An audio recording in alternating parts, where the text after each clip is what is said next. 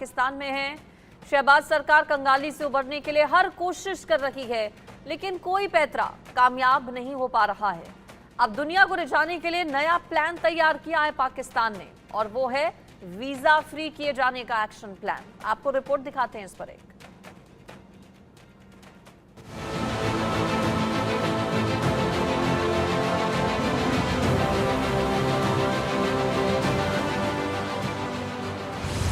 कंगाली दूर करने के लिए शहबाज का नया पैतरा, बदहाली और कर्ज में डूबे पाकिस्तान का मेगा प्लान। पाकिस्तान 126 देशों के लिए बदल दी अपनी पॉलिसी। 126 देशों के लिए वीजा फ्री करेगा कंगाल पाकिस्तान।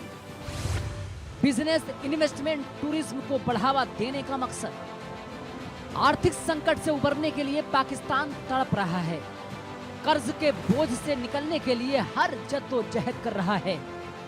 भुखमरी, महंगाई और बेरोजगारी के दलदल से निकलने की भरपूर कोशिश कर रहा है। राजनीतिक अस्थिरता के भंवर में फंसी शहबाज सरकार हर मोर्चे पर रेंग रही है। आतंकियों के चंगुल से निजात पाने की कोशिश तो कर रही है, लेकिन नाकाबिले बर्दाश्त मगर सच। कंगाली बदहाली दूर करने के लिए अब शहबाज सरकार ने नया प्लान तैयार किया है। दुनिया के 126 देशों के आगे घुटने टेक दिए हैं और गुहार लगा रहा है कि पाकिस्तान आइए और बिजनेस, इन्वेस्टमेंट कीजिए ताकि 2 जून की रोटी का जुगाड़ हो सके। इसी को अमली जामा पहनाने के लिए शहबाज सरकार ने नई चाल चली है। कंगाली और कर्ज की मार झेल रहे पाकिस्तान ने 126 देशों के लिए अपनी नीतियों में बड़े बदलाव का संकेत दिया है। सरकार ने 126 देशों के लिए वीजा बिल्कुल फ्री कर दिया है। पाकिस्तान वीजे पर किसी तरह की कोई फीस नहीं लगेगी और 24 घंटे के अंदर ही वीजा प्रोवाइड कर दिया जाएगा। पाकिस्तान की शहबाज सरकार की ओर से लिए गए इस फैसले का मकसद देश में बिजनेस, इन्वेस्टमेंट और टूरिज्म को बढ़ावा देना है और दूसरे देशों का इन्वेस्टमेंट बढ़ाना है। दिन ब दिन बढ़ते कर्ज से तंग पाकिस्तान की सरकार ने 24 जुलाई को यह फैसला किया है। इस आस में शायद कंगाल हो चुके मुल्क में बिजनेसमैन, इन्वेस्टर, टूरिस्ट और ट्रेवलर्स की तादाद बढ़ सके। साथ ही दूसरे देशों के लिए पाकिस्तान में बिजनेस करना भी आसान हो जाएगा। इसके साथ ही सरकार ने ऑनलाइन वीजा अप्लाई करने के लिए ऑनलाइन सिस्टम को भी मंजूरी दे दी है।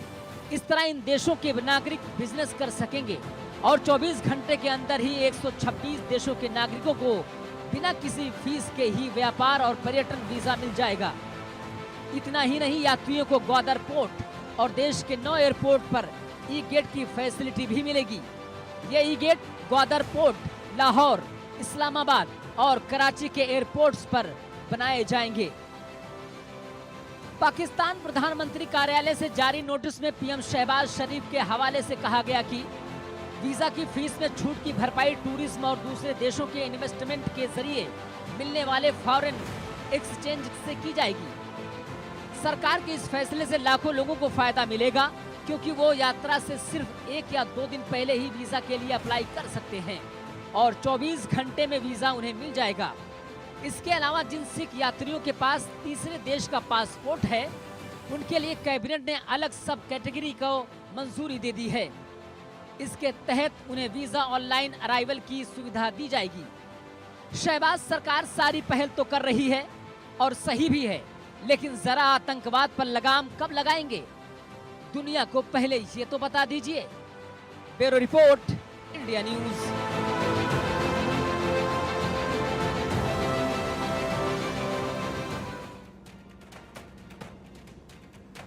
पीएम मोदी 23 अगस्त को यूक्रेन का दौरा करने जा रहे हैं, जिसे लेकर दुनिया के तमाम देश मोदी के यूक्रेन दौरे पर नजरें बनाए हुए हैं। रिपोर्ट देखिए।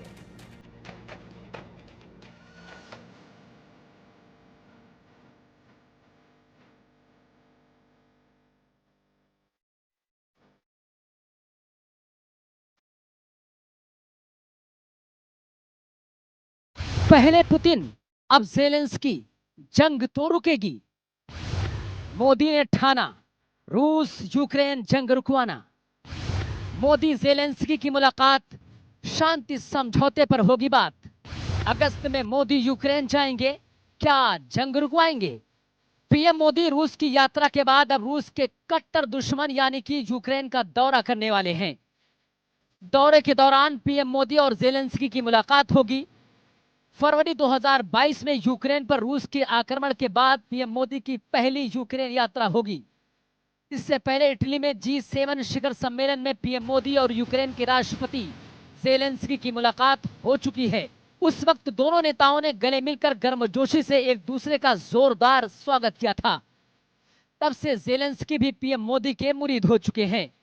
जेलेंस्की ने मोदी को 2024 का लोकसभा चुनाव जीतने पर बधाई भी दी थी।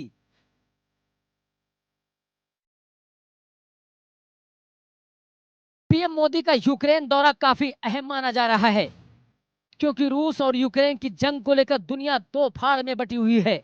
एक तरफ जहां नाटो देश यूक्रेन का खुलकर साथ दे रहे हैं, वहीं चीन और ईरान समेत कई अन्य देश खुलेआम समर्थन कर रहे हैं। ऐसे में मोदी का यूक्रेन दौरा कई मायनों में महत्वपूर्ण माना जा रहा है। युद्ध के बाद पहली यात्रा होगी। 9 जुलाई को पुतिन से मिले हैं। पुतिन से शांति की बात कही थी। अगस्त में जेलेंस्की से मिलेंगे। शांति समझौते पर सहमति संभव। युद्ध रोकने की बात कह चुके हैं। 882 दिन से चल रहा है युद्ध। इससे पहले पीएम मोदी 8 और 9 जुलाई को रूस के दौरे पर थे। भारत और रूस के वार्षिक शिखर सम्मेलन में शिरकत करने गए थे।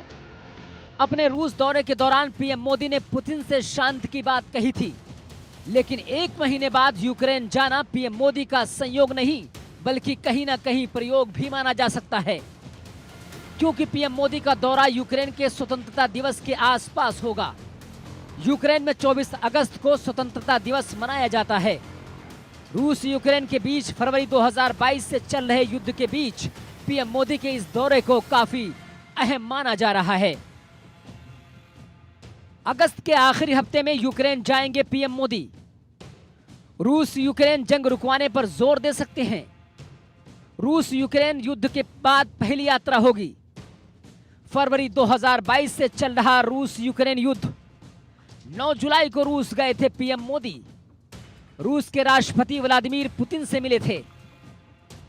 जून से यूक्रेनी राष्ट्रपति जेलेंस्की से मिले थे। इटली में G7 समिट में हुई थी जेलेंस्की से मुलाकात। इटली में मोदी से शांतिपूर्ण हल निकालने की कही गई थी बात। दरअसल भारत के रूस से भी रिश्ते काफी अच्छे हैं, जिसके बाद माना जा रहा है कि हो सकता है कि पीएम मोदी के इस दौरे के बाद दोनों देशों के बीच युद्ध विराम की कोई राह सामने आए। साथ ही पूरी दुनिया की निगाहें टकटकी लगाए देख रही हैं, क्या पीएम मोदी रूस यूक्रेन जंग पर विराम लगवा सकते हैं? अगर ऐसा होता है, ये भारतीय विदेश नीति और कूटनीति की बहुत बड़ी सफलता होगी।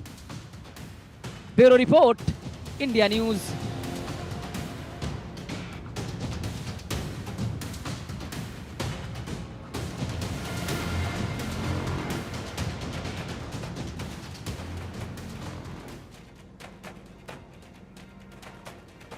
बुलेटिन में रुकेंगे एक ब्रेक के लिए।